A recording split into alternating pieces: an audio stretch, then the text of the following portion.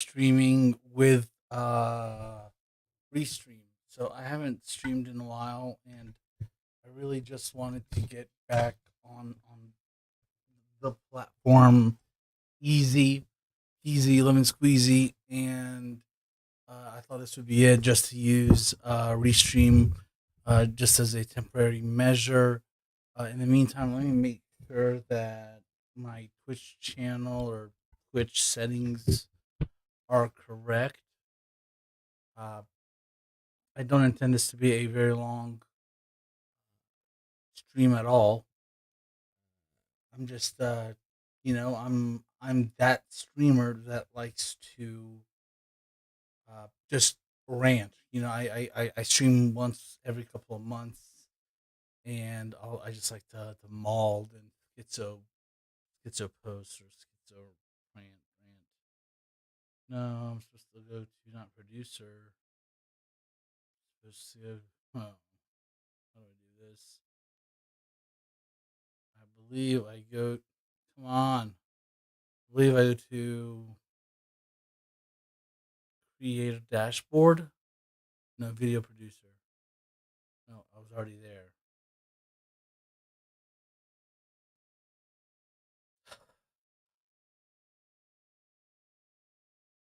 Okay, creator dashboard. It is it.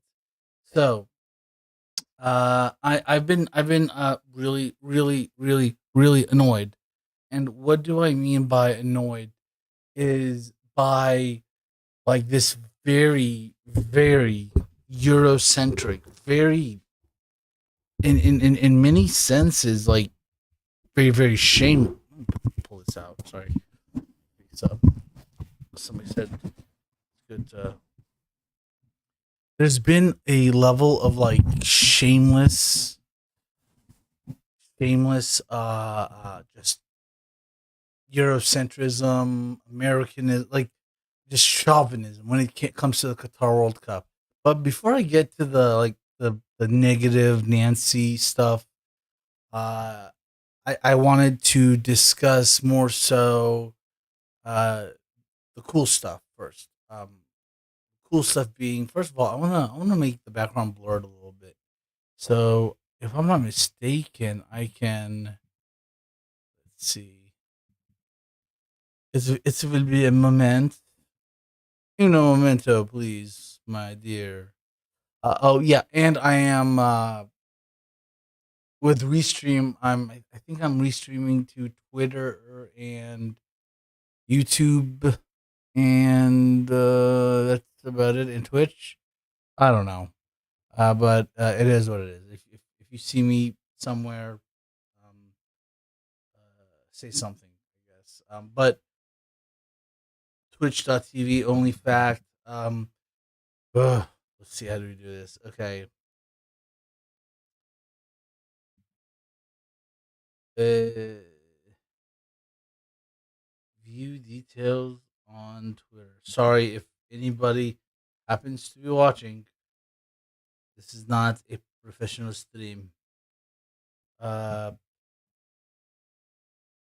I really want the Twitch channel not to say to be retarded. Like, sorry, don't use that word. Um, what's the name of the stream? The World Cup,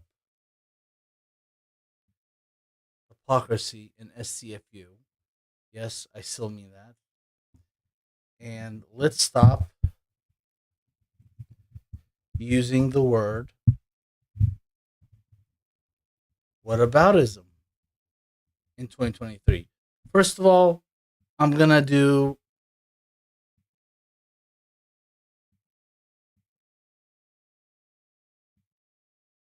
Okay, first of all, what I'm gonna do is this: is I am going to mention something that's really annoying me right now. There seems to be a new like word of the year in 2023, 2022. And I beg everybody in 2023 to delete it from their dictionary. What do I mean? I mean, uh, please stop using the word whataboutism when you want to shut down all debate. Uh, Anytime it seems that when America or any Western, Eurocentric thing is involved, if you really want to shut down any kind of conversation, all you have to say is, "What aboutism? What aboutism?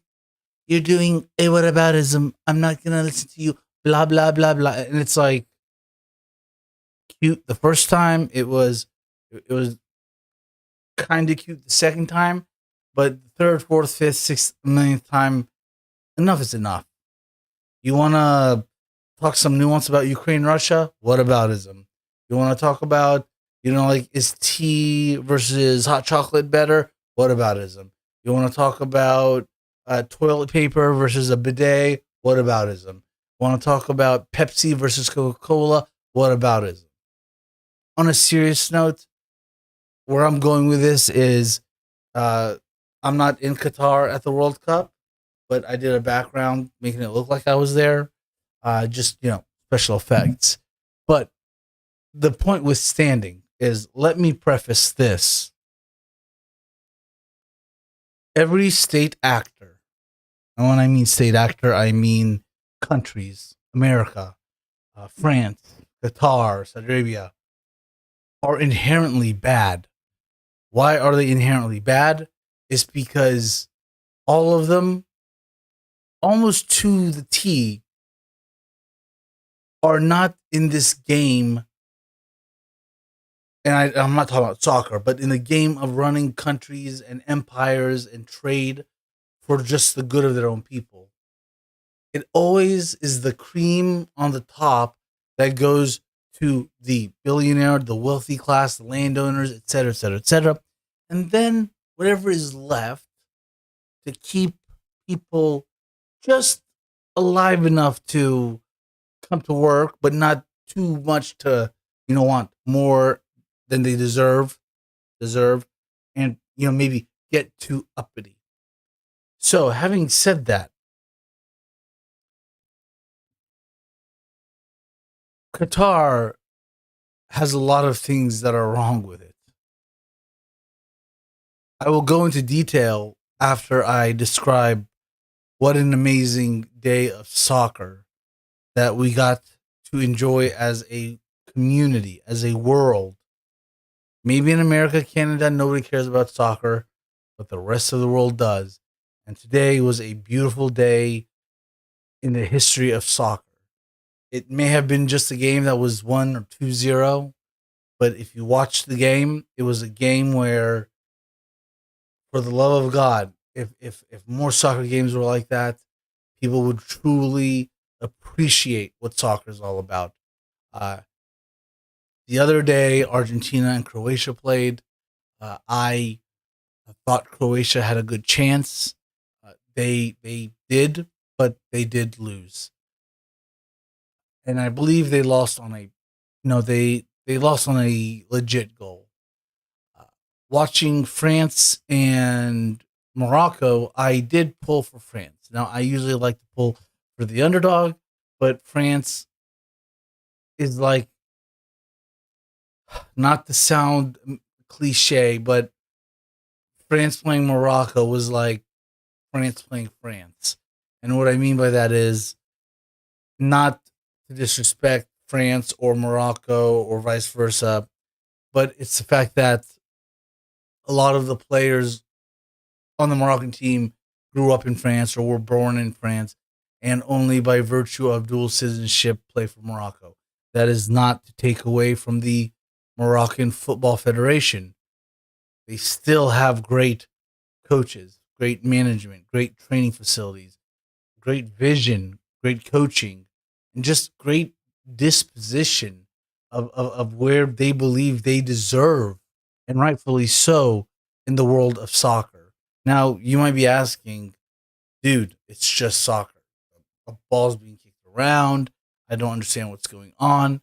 But that's where you're wrong.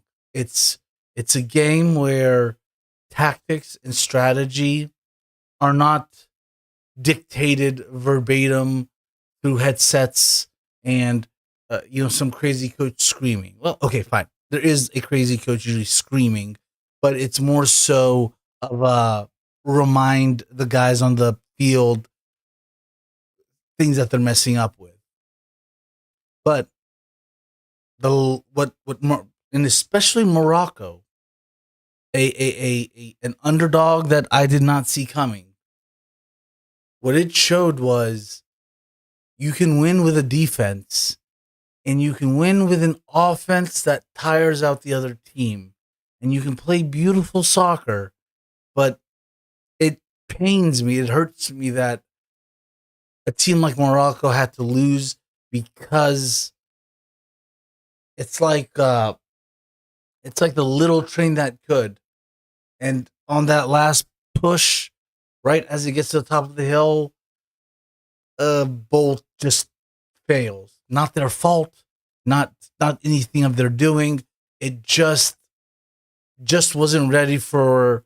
And this is a very bad analogy, but there was just an onslaught, a bombardment by the French at the beginning of the game. I mean, if I wouldn't, if I was a coach, I don't know if I would have started the game out like that, but the French came out on fire. It was just going at the Moroccan defense. And the Moroccan defense held up pretty well. The problem is the French, number 2, I think, or 22, or number 20, Hernandez, scored a goal that I have never even seen on Xbox. Like, I literally went on Twitter and asked my EA Sports, please put that move as an update or a patch on the next update that you guys release. Because what went down in that game was just, it was like, the game was like, what, 10 hours ago? I'm still like buzzing about it. I'm still just in awe of how great the game was. Again, it was only 1-0, but it was more than that. So this is what I've come to. So I don't want to be I wish I wrote this down. I may have tweeted this, but I know I can show my receipts telling my brother France beats Morocco 2-0. And the reason why Morocco loses is not because they are not good, but because the French have not only a defense that's concrete, but it's because they have an offense that is so. Hey, Only Factory, is life good there? I'm in Oklahoma. I am not in Qatar. This is just a green screen. If I tricked you, I have had great successes here. Then no, life is good in Oklahoma, as good as that can be. That's a big caveat. But I am not here, Doha. No, not at all. Don't have the money. Don't have. I wish the final game is going to be amazing, but hey, I've got work and life and a baby and a wife and a badoo, right? So, having said that, just for the love of soccer, seeing how Morocco played, just anyhow, back to my point being France won because I just felt like not only did they have a good defense, but they had an offense that was relentless and creative. Oklahoma, what a crock, right? Yeah, Oklahoma or Qatar. Oklatar. I'm in Oklatar. That's where I am. Okatar. Sounds like some video game place. But the French are not just creative, but dare I say flexible? Dare I say very athletic? They were out there taking shots like not ballerinas, but like kung fu artists. Like just. But here's what drove me nuts. Like later in the game, I forgot his name, something Yajim El Kajimi or El Kajimbi or something on Morocco's team does a scissor kick from like 15 yards out, and the ball hits the bar. Like he could have tied the game. Look, maybe I've been out of the loop, but usually when it comes to the World Cup, you get half-ass playing. You got guys that are getting paid 30, 40, 50 million dollars a year. They're not going to always put it all on the line.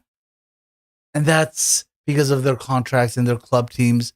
But that's where it gets spicy. That's where when a team like Morocco comes up, guys that are some relative unknowns are going to put it online because they have nothing to lose and everything to gain. Maybe a contract with the next big team. And for fear of repeating myself and sounding like I'm just crazy, but the game was beautiful. Mbappe, I mean, and France is playing with like one or two of its best players not even on the field. Uh, Karim Benzema and first with the R, not Ribery. He's old. Re something. Anyhow, it was an amazing game, and it's weird because after the game I was a little depressed. I was like, God, we're not going to get good games like this for a long time, and maybe for like another like minimum 4 years, 8 years maybe, because even a 1-0 game and it just was beautiful. All the attacks. I mean, and I had pointed this out earlier was that Morocco's problem was they had a hell of a defense, swarming defense. They had a hell of a midfield. Their midfield was like LeBron taking the ball up the court and just pressing and pressing and pressing and pressing. But it just seems like once they got to the goal, things got like erratic. Things got hesitant. If they didn't, execute and take a shot on goal or set somebody up and just vastly overmiss them, then they would try to do what like Brazilians like to call tiki taka soccer ball. I think it's called tiki taka or tiki taka, where it's like they try to do the whole like street ball thing where they try to kind of like, trick you out, do little tricks with the ball. And yeah, you can do that if you're Messi or if you're Cristiano Ronaldo or Zidane or a bunch of other. But when you're Morocco, you try to do it, but you were playing the French defense, and it almost worked once or twice, but there was always that next line of defense. So, long story short, my for whatever for what it's worth, for what it counts, my highest soccer honors and respect goes to Morocco, because at the end of the day, even though I was rooting for France, if you looked at if you watched the game and didn't see the goals, and I know that's kind of counterintuitive, but if you didn't look at the goals, you would have thought Morocco won. You would have thought surely Morocco could have won, but the French did, and they did it in a convincing fashion because they were, I believe, more efficient and were more skilled in finishing the opportunities they had. They had other opportunities as well, but I think the Moroccans had many more, uh, and they just could not capitalize. I mean, again, I'm going to end on this note. The dude on Morocco's team literally did a bicycle kick from 15 yards out and did it with so much force. He hit the bar and it bounced, unfortunately, in a different direction than he would have preferred to have had it bounce. You can't get that even on a video game. The fact that he did it not just only means he's got balls, but no pun intended. But that's a level of skill and a level of confidence and a level of balls to the wall. We want to win, passion, pride that you can't find with many soccer players. You can't find with even players trying to make a name for themselves, because that took skill, risk, skill, skill, and skill and power, and just timing. And Anyhow, the final is going to be France Argentina. I think, and here's the crazy part. France doesn't even have their best. Well, their second best. I don't know how to explain it. Karim Benzema won the Ballon d'Or this year, the Golden Ball this year. Basically, the soccer equivalent of MVP of world soccer, of all leagues, of all. Like, imagine if there was like an MVP of the world in basketball, and that meant like every country. You would, that would be, and especially if every country had a competitive league, that would mean something. So that guy is on France, and he's not playing because he's injured. Now they have another young guy named Kylian Mbappe, and he is pretty damn good. And we, like, as they say on ESPN and Fox Sports, he's the kind of good that we haven't even seen how good he can be. He was 19 when he like popped onto the scene. He's now 23. He's doing even greater things. He's getting paid like $100 million a year at Paris Saint-Germain, his club team, or pro team in France. When you have the president of France begging you to stay in France and not go overseas or to Spain, and you're 23 years old, that's a big deal. And the fact that France is doing so well and they're missing a couple of players, Rabiot, Benzema, tells me that I think France will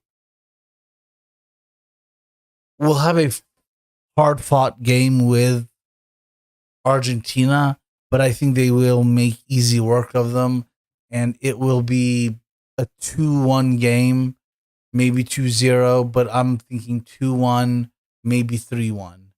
But if I had to guess, I'd say 3-1, just because after seeing this entire World Cup with France, their like dynamic ability to score goals in a multitude of scenarios, headers, long balls, shooting from far, shooting from up close, and not just up close, but acrobatically. I haven't seen that with Argentina yet. What I have seen from Argentina is a guy named Messi, who happens to be able to dribble the ball very, very well and set up other players for scoring positions. However, he has a bottleneck when he plays. It's either set up players and hope that those players know their roles and are well positioned to score and do score. That's a huge bottleneck because he doesn't have control after the ball leaves him. Or he has to also take the task of being like a Maradona and try to score as well. That's asking a lot of a guy who is rather small physically, but is aging, and will have to go up against a French defense that are pretty stout and strong, even midfielders that are pretty strong and stout. And I just think Messi is going to be worn down. Now, it will be interesting to be proven wrong and to see Messi pull off some Messi magic. Because in soccer, it can take a goal and game over. It can take a goal or two. It can take a morale, shift. Just a couple things capitalize on it. They there's that saying about luck.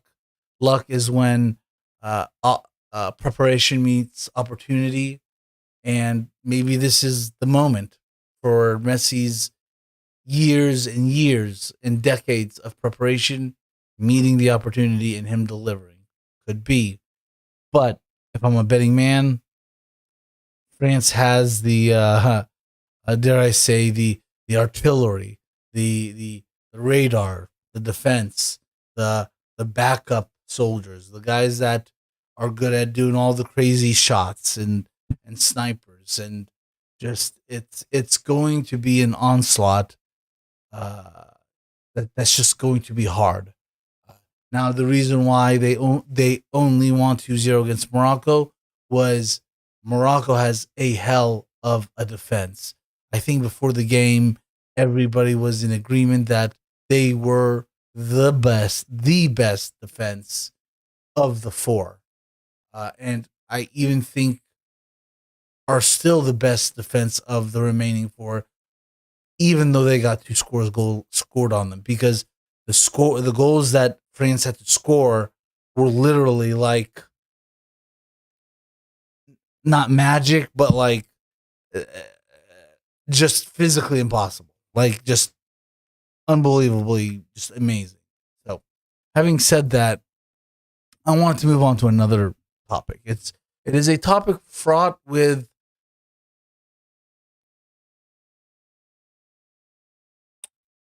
I would say, a lot of pearl clutching. It is a topic that I think is very hypocritical, very disingenuous, very intellectually dishonest, and just very, I think, disgusting. And what I mean by that, and I'm not going where you might think I'm going, because a lot of people might think I'm about to rag on Qatar, but I'm about to rag the f out of our country, the United States, and the West at large. The other day, Joe Biden signed, I forgot what it was called, but it was basically a codification of gay marriage in America. Gay marriage, not any particular protections for transgendered couples, folks, etc., LGBTQIA plus. It was only on the LGB part, right? If I'm not mistaken. But why do I mention that? There's about like 39 Republican states that are like actively working, if I'm not mistaken, or 38 or 36. They're like actively working to undermine Biden every which way and the other, especially when it comes to things like abortions, things like LGBTQIA plus rights, etc., etc.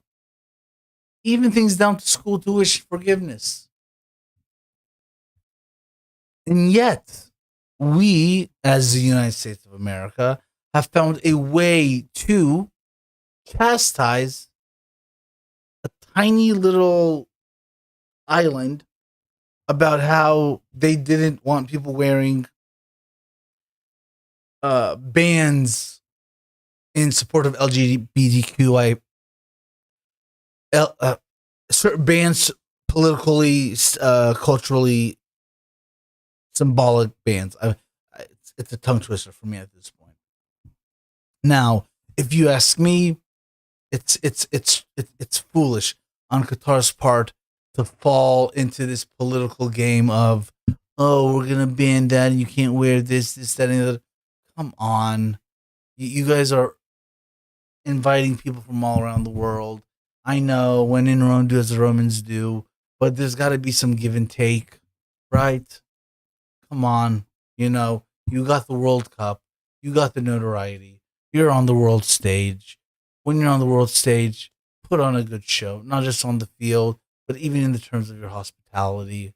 I mean, even in the religion of Islam, the Prophet Muhammad, uh, uh, uh, in doing business with the Jewish tribes of Mecca and Medina, would adopt their own religious edicts when it was the day of fasting. For the Jewish tribes of Medina and Mecca, the Prophet Muhammad of Islam would actually celebrate with them and fast. Not because Prophet Muhammad was Jewish, but because he felt that his guests, his community, his society, his social contract as a leader to his own people entailed of him, or demanded of him, that he make them not feel like outsiders. And these are people that live there. When people were invited as potential trade partners, they were given the royal red carpet, even if it was not people of their religion. So I would ask, and if it were me, that if I was going to make a case as a Qatari, which I am not, but if I am, wait, let me get that right. If I'm speaking to a Qatari government official, I would not chastise them on this hollow, vacuous, vapid standard of Western liberal ideas, because I'm going to get to that point here in a second. But I would have used their own medicine and served it right up to them. And that medicine is just what I said. Your own prophet, Muhammad, did X, Y, and Z. He extended invitations to people, to trading partners. If they were religion X, Y, and Z, there was no forced conversion. There was no shaming them. There was no making them change how they dress. In fact, he partook even when it was in their religious purview to fast or to do this, that, and the other. Why? Because that was the astute thing to do. If you are in the middle of Arabia and you're trying to make a buck or two as a trader from bringing goods from Asia through the desert and into Europe, you might want to try something called customer service. Customer service can include, hey, you guys are, Hindus? You guys don't eat beef? You know what? Today, we're not eating beef. We're eating fish. Fish fillet for everybody. Right? Or you're a vegan or vegetarian or whatever. Today, we're eating potatoes and yams and et cetera, et cetera. We're going to fry them up, fried okra, da-da-da. You win people over that way. If somebody is doing something wrong, for example, there is a story from my study of the Torah and Quran, but I will refer to the Quran because we were talking about Qatar here, a Muslim nation. I don't know who it was that did it, but when people go to pray, they have to follow a particular steps of what are they called? Ablution, absolution of cleaning your hands, your nose, your face, your ears, your hair. Just like I would call it like a little mini shower, but something that can be done like literally in 5 minutes. There is a story of like two guys that notice another guy doing it the wrong way. And instead of chastising a person and saying, hey, dummy, this, that, or the other, they actually talk among themselves and say, hey, let's have a competition on who can do it right and do it quickest. Now, the other guy sees that example being set and notices that what he's doing is wrong and quickly corrects his behavior. You could have done the same thing with Qatar. But no, America, the West, Europe has only one way of speaking, and it's always down the snootiness of their nose. And it's almost not just that snooty, like holier than thou way of talking to other countries, but it's a very hypocritical way, because Qatar in particular is special here. And I mean special in a geostrategic sense. Qatar, with all respect to the people of Qatar, is an American potentate, a despotic regime that is backed and propped by America. It is a country that we, the United States of America, and its military and its service members are directed by United States Central Command based in, drum roll please, Doha, Qatar. From Doha, Qatar, the United States military conducted tens of thousands of drone strikes in Iraq and Afghanistan, up and down the Strait of Hormuz, Yemen, Somalia, Syria, Lebanon, etc., etc., etc.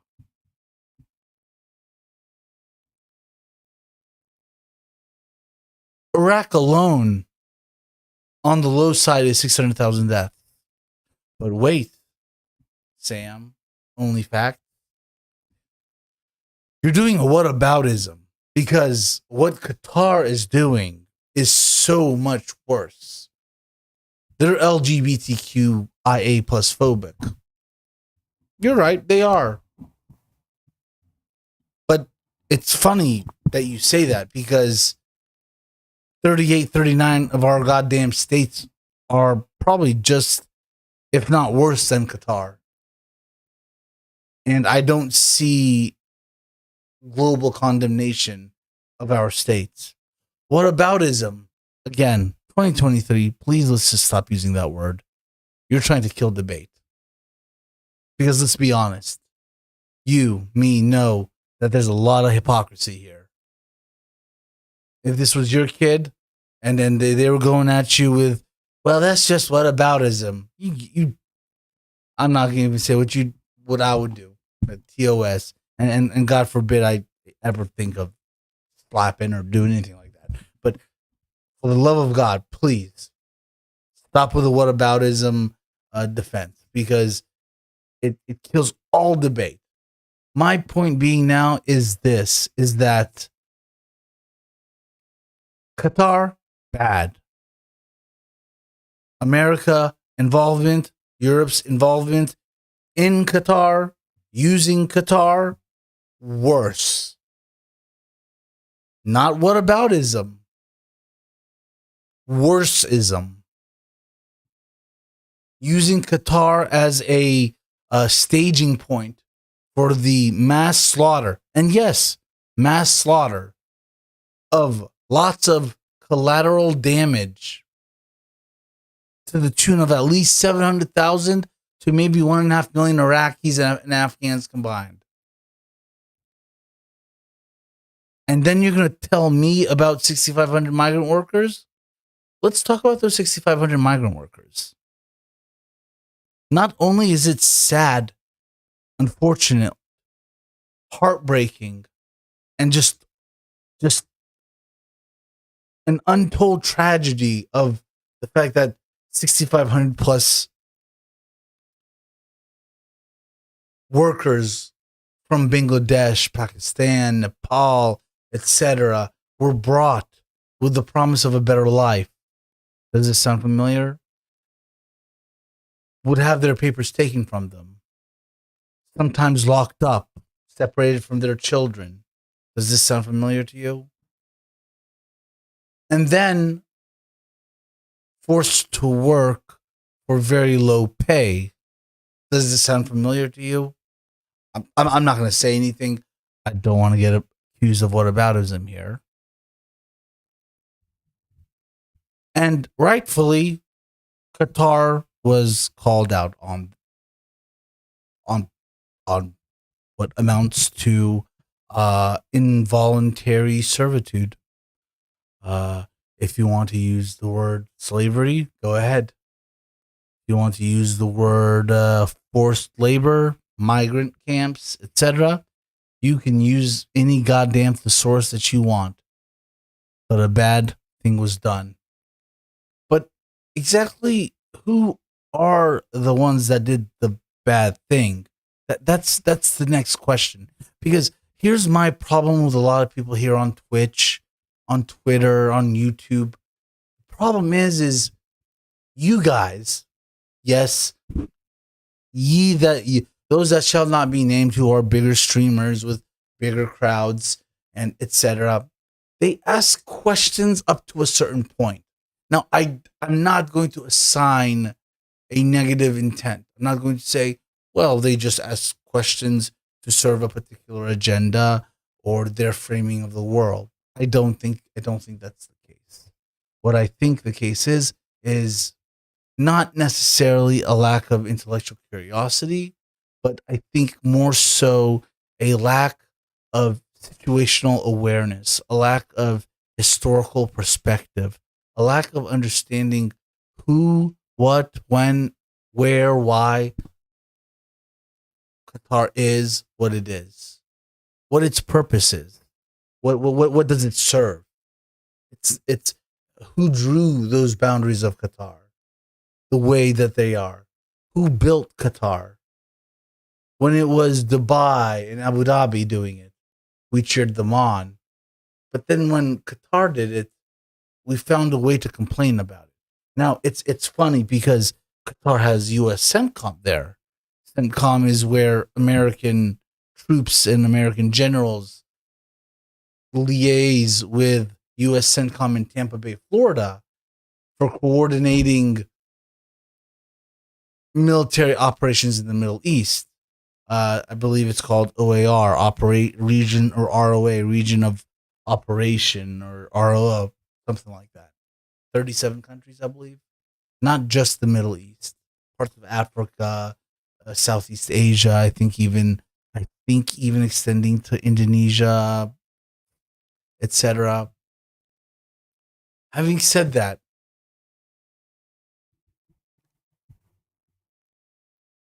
Qatar has this special sort of status, and that status is it is in the good graces of America because it's giving free rent for American operations, but at the same time, they are under the defense umbrella of America. They've got Iran that kind of hates them for that, but also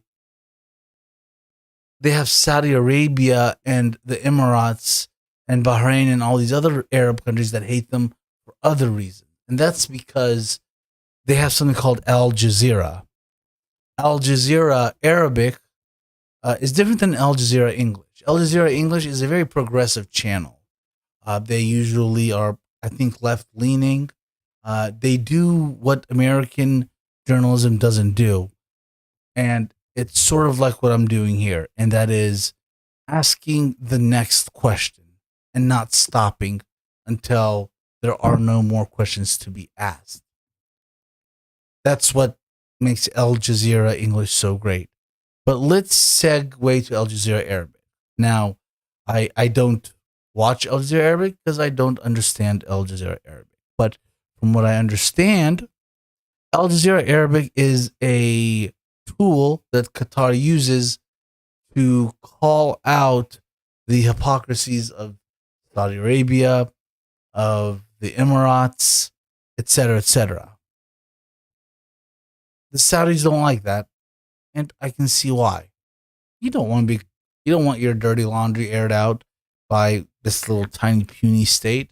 Oh, but wait, that tiny puny state is backed by America. Can't do much.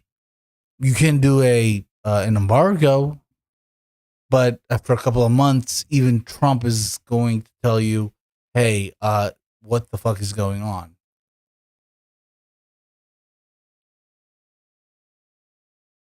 This even extends to Qatar's support and alliance with Turkey in Libya, financing mercenaries to fight mercenaries that are backed by Saudi Arabia and UAE. Now, I've said all this, and you're probably thinking, yo, what the hell, dude? You're talking about soccer, but you're now are talking about Libya. And here's my point. The media focus and narrative on Qatar has been disgustingly misguided, misaimed, and positioned and manufactured in a way that doesn't call out Qatar for the right reasons. Because, like I said, and I will cover them, there is an endless list of things that Qatar is grossly negligent and disgusting and a violator of human rights on many things. But the narrative that is spun by American media, by Western media, which is also backed by Saudi and Emirati oil dollars, misses the point. And it misses the point for a reason.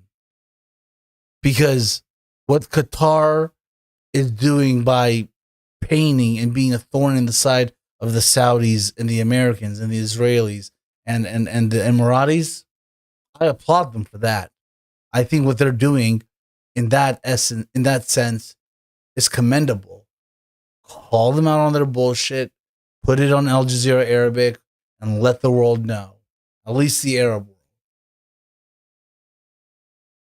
At the same time, Qatar is hypocritical in that, yeah, they tuck themselves to America and allow America to use them as CENTCOM to do over 600 to 1.5 million deaths in Iraq and aid and abet America, England, Australia, Canada, Germany, and NATO in Afghanistan, the United States in Iraq, to do so much harm there.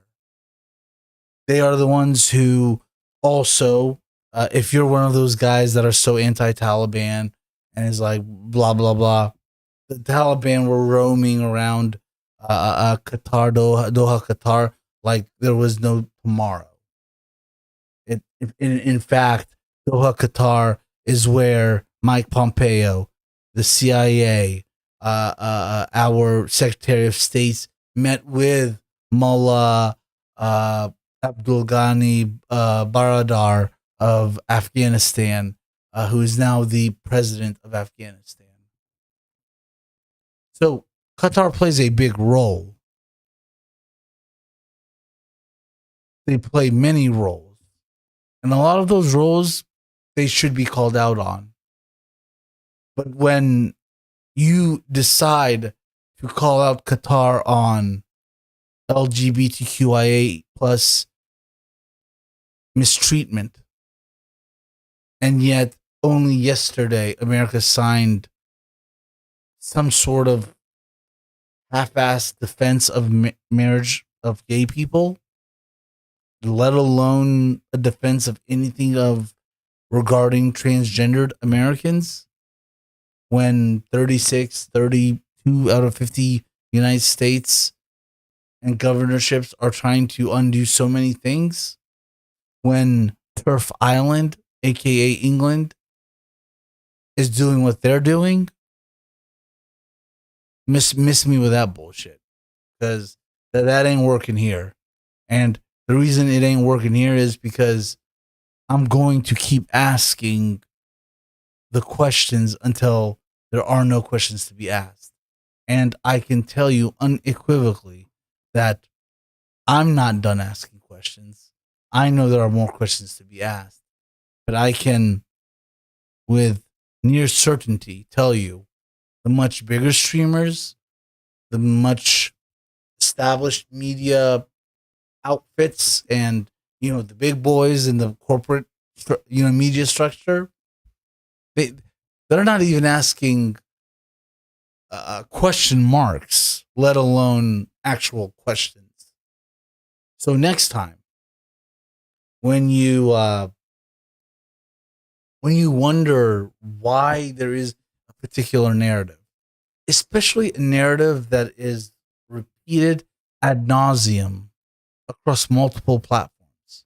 And when I mean across multiple platforms, I mean everything from TikTok to Twitch, to Twitter, to NBC, to MSNBC, to Fox News, to the White House. Think to yourself, does it make sense that a country that throws a hissy fit over a pizza parlor and drag queen shows, a country that can't decide whether like a kid or a person can do call themselves X, Y, or Z is the same country that has the moral aptitude or the moral compass to all of a sudden line up their magnetic polar fields and get it right for some odd reason. Now you could say, well, a broken clock is right twice times a day, but America's clock is beyond repair. It is beyond even ticking anymore. Well, on a final note, before I get out of here, this was supposed to be short. I see it's been 52 minutes. Is this? There is a final insult to injury I want to add. I'm going to take a sip right quick. I'm going to pull a Marco Rubio.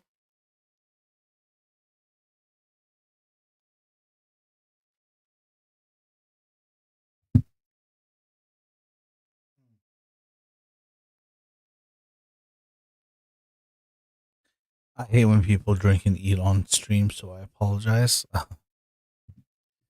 However, I do agree with people that have been calling FIFA a scam or the Olympics a scam. But again, people don't ask either the right questions or they don't keep asking questions or lack the intellectual curiosity to come to the questions that need to be asked. And I don't say that as some arrogant, piece of, whatever you want to call me. I say it in the sense that did anybody ever stop and ask, what did Qatar have before the World Cup in terms of stadium and infrastructure for hosting the World Cup? Probably not much. A lot of the stadiums were built in preparation for this 1 month event. And, we've heard endless stories of what becomes of these stadiums that are built for these 1 month events. They become sometimes grazing pastures for goats. They become little, almost Chernobyl-esque artifact of what once was. But you should ask another question: who built those stadiums? Who paid for those stadiums? Who got the deals on those stadiums? Do you think there are enough engineering and construction firms in Qatar to do that all by themselves? Or do you think maybe the unethical practices of FIFA go beyond easy buzzwords like bribery, like everybody's been saying, and maybe it goes down to who got to award contracts to which contractor, builder, engineer, architect, etc., etc., etc. And then, did you ever ask, what does that mean when I bring that up? What that means is the money of Qatar, the people of Qatar, their money is now being extracted away from their markets, from their economy, outside of their borders. And it is being used to pay German, American, French, English engineers, Bechtel, etc., to do all the work. They're not hiring local to do this. The only thing they hired was, oh, that's right. I mentioned it earlier. The slave labor. Who who hired that slave labor? Was it just the Qatari government, or may wait, I'm starting to connect dots here. I'm like that meme right now where that crazy guy starts pulling strings and numbers, and it's all floating around, and it finally makes sense. Maybe it's those contractors that were hired from Germany and France and Italy and America that dare I say contracted out the employment, finding recruitment services to find people to do the jobs that needed to be done to bring to life their engineering and technical blueprints and visions of what those stadiums would be like. Would that be a stretch, or would that be reality? Would that be a reality we fail to either purposely just not bring up, or is it a failure of creativity, a like a said about 9/11, a failure of imagination? Because just like your failure of imagination is what allowed for us to be caught by surprise on 9/11, even though there was chitter chatter for years and years about something like that happening,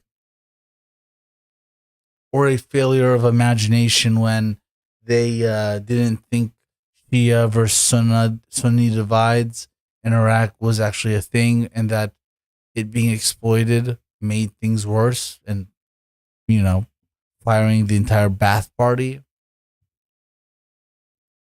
It makes you wonder that if only it were out of incompetence, would I find it excusable?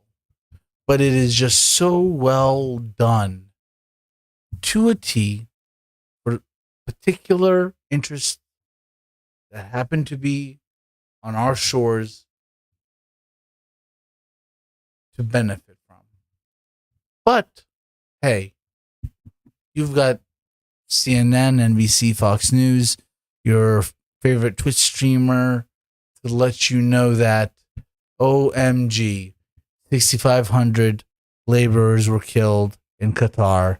Qatar is a savage country. Don't mind that Qatar is basically a potentate country owned by the United States that is used as a launching pad for killing lots of other people. The same people that were talking about Qatar for the last couple of weeks are going to be the same people that used to be talking about Afghanistan, but haven't said a peep since close to 9 months now, even though it's America that's not releasing money for their people to have during this cold winter. I'm getting tired, literally and figuratively. And my time on Twitch has kind of been this weird, disjointed schizo thing where I don't do this regularly. That is obvious. But I'll come here from time to time and just just go on and point out so much stuff that's just annoying me. Just when I see people go on and on about how bad Qatar is, it's like, brother, I'm with you. But when you start telling me why, it's like, no, no, dude, no. Like, like you can tell me why driving in the wrong lane, 100 miles an hour is bad. But if you're telling me it's because your gas mileage is going to be worse going 100 miles an hour, no, dude, no. But driving 100 miles an hour in the wrong direction is bad because, I mean, it's obvious. It's obvious. Do I have to explain? So, I don't think anybody cares, to be honest. It was a topic for people to uh, toot their horns, to pat their own backs, and to find another chance to make their part of the world look good, even though they are failing at home. There's there's that saying or that idea that there are those that look better and are better because they are better. They make the people around them better. Uh, they work with people that are smarter than them because they want to learn from them and look better and do more better, bigger things.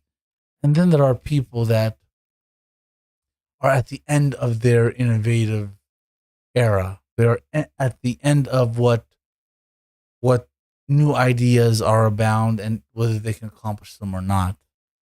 And those countries are the countries that like to go around and poo poo other countries. I'm not saying upstanding countries should not do that, but there are no upstanding countries. There is no country with a moral compass that says, "Oh my, LGBTQIA plus people are being mistreated here. Let's do something about it. Oh my, people of this race are being mistreated here. Let's do something about it." What we do is when it's a country near a bigger country that we want to limit their growth or their access to, whatever ports, uh, or want to kind of stick it to them, we'll use other proxy countries to do our bidding and make their people unfortunately pay the high price. All the while lionizing the actions that, in my words and in my beliefs, is going to hurt those people in the long run, regardless whether they win or not. But the conditions by which they receive the help that they do will be a sort of ball and chains that will make any FIFA scandal, any bribery scandal, any whatever look like cake. On that note, I'm gonna end this stream pretty tired. I hope this made sense to whoever watched, if anybody's watching. But again, it's okay if you and I disagree. It's okay if you think I'm a jackass. That's fine. I actually like that. That means you actually have been paying attention. You've been forming your own opinions based on the data that you have available. But I just request of you that you consider other perspectives and other viewpoints, and that you consider seeing how those may differ with yours and why, and seeing what differences and similarities that are truly there. And I think I'll leave it at that. My eyes are about to shut. So it is only 11:45 Central Time, but I've been up since 3. But anyhow, on a closing note, I don't want to be like that guy, but please ask questions, and I truly mean that. When something happens, ask a question. When you get an answer, ask a question. There always has to be a sort of call to action, because nothing happens or is answered and then period. There's always a reason why an action is being explained. If something needs to be explained, then there are more explanation afterwards. What your job is to do is to find out who are the involved parties, what are their interests, and how the hell do they keep it all under wraps and are able to shift blame and not able to use media, PR apparatus to paint their effort in a light that seems to disinfect before you ever see the grime that the process entails. So, on that note, I'll end it. This is only fact. I hope to make another video soon, but long days of work, family, baby, can't make promises. But I'll keep one promise, and that's if I'm in a chat somewhere like Prime K's or wherever, and I see some fertilish, uncouth dumbassery going down, I will, and if you know me, I will speak up very loud. All right. Anyhow, bye-bye. Y'all have a good night. God bless you. Bye. Keep my eyes open. I can't even press stop streaming. Stop streaming. There we go. I'll see you guys later. Bye. I love you. Mwah. Ugh. I shouldn't have done that kiss. Reminds me of Slicker when he was like, "Oh, Habibi, I just want $10. I know I already asked you for $10 last week, but $10 this week, inshallah. Please." It's okay. Mwah. That was probably deserved worthy of a ban.